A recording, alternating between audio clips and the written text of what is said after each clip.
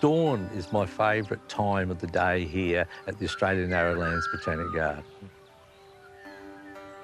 I really like the early morning light.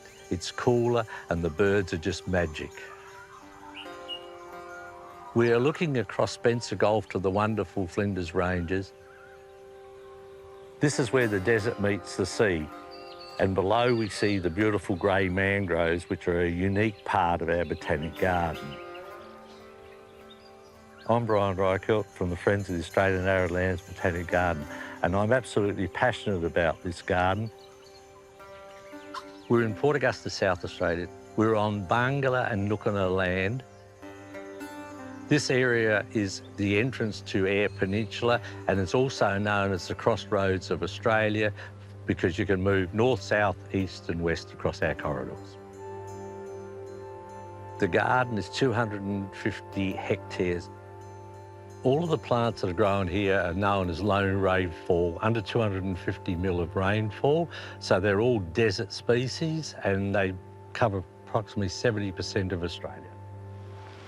We are an ark for the plants that will be grown across Australia in the future with climate change. We're on the Kenopod plains of the arid zone of Australia. These plains support many, many different species of salt bushes, blue bushes, Mariana species, all of those different types of plants. It's a haven for reptiles, small bird life and insects. It covers a very wide portion of the arid zone of Australia. As people drive past Kenopod country right across Australia in the arid zones, they treat it as, oh, it's just another dry, lifeless area. But when you get out of your car and take a stroll, and depending on the seasons, the variety and the things that you see, they're such beautiful plants, but unless you get out of the car and take a walk through it, you're not going to see it.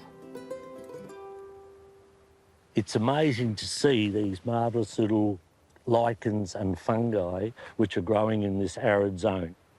They are amazing. They survive right through the hot, dry summers. The first little bit of rain, they come back to life.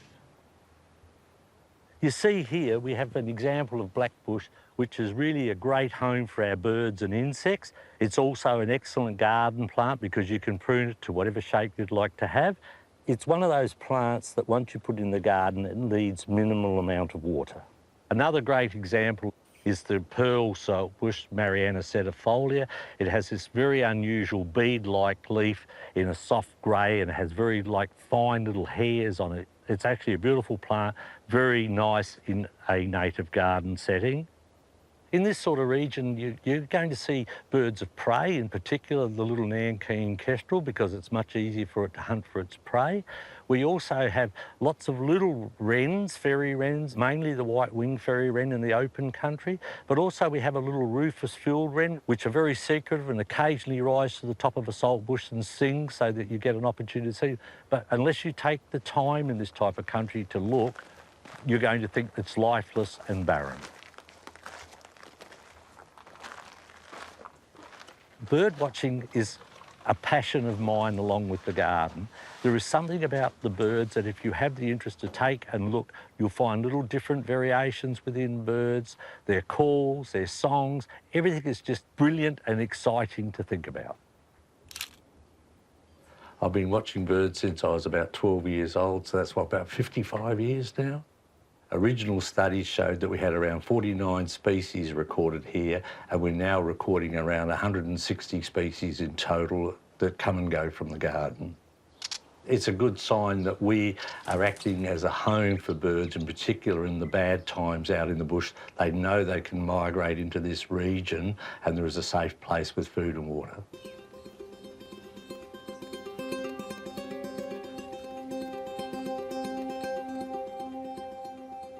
We're now in the Sandhill country of the Arid Lands Botanic Garden, and we're in the home of the iconic Western Myall.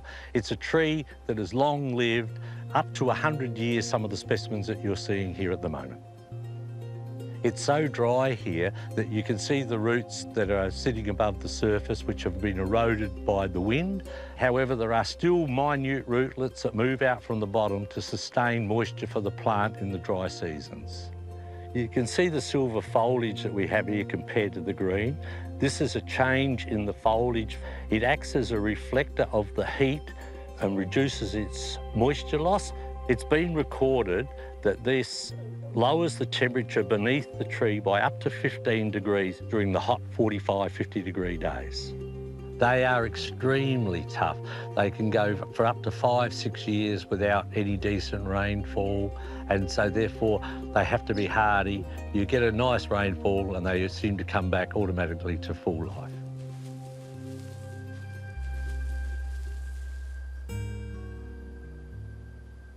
We have this beautiful splash of yellow from Eucalyptus pimpiniana, very useful to birds and insects for pollination and food sources.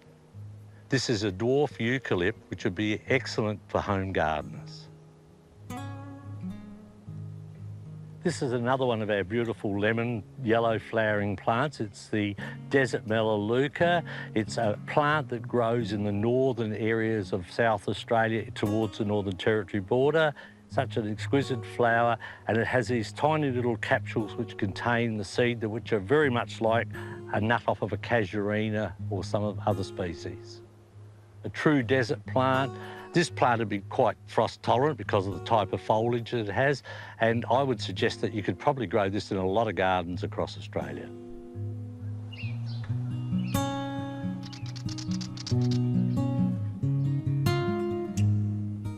The plants that grow through all of the arid zones of Australia run in temperature gradients of at night down -3, -5 to as high as up to 49, 50 degrees, and maybe in some days even higher than that when we get into some of the northern regions of the arid zone. We have some very rare trees in the Botanic garden, and this is one of them. It's the waddywood, which is an extremely rare plant that grows around the edge of the Simpson Desert region of Australia. The wood is the hardest wood known in the world, and these trees can live to be around 500 years old, and I absolutely love them. This is another one of our rare trees. This is the leopardwood.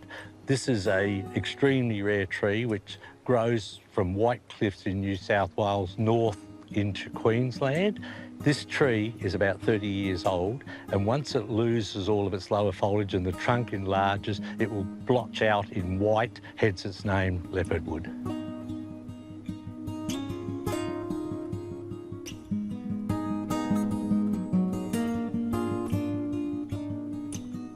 This is our Eremophila garden, and we have 200 types of Eremophila within the garden. We think that it is probably one of the biggest collections of Eremophila in a botanic garden in the world. They all vary in shape, colour, size and colour of flower. This Eremophila is Eremophila bigniflora, and you can see it has fruit and flower on it at the moment, and it's a very popular garden plant and a nice shade tree within your garden. These plants are ideal for growing in many different environments across Australia, cool and temperate climates as well. However, must be careful about whether they are frost tolerant, and secondly, that the soil type is important. Most of these plants tend to grow in more sandier, loamier soils, so they require free drainage, moisture, but not wet feet.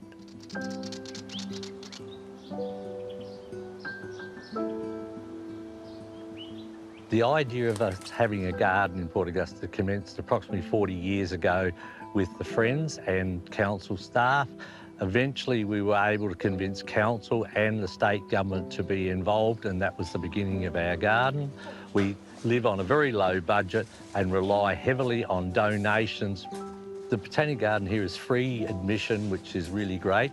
The garden itself is very, very popular. We're averaging in just over 120,000 visitors a year now to the garden, which makes all of us extremely proud of the achievements this garden has. And it's the highest regional botanic garden numbers of anywhere in Australia.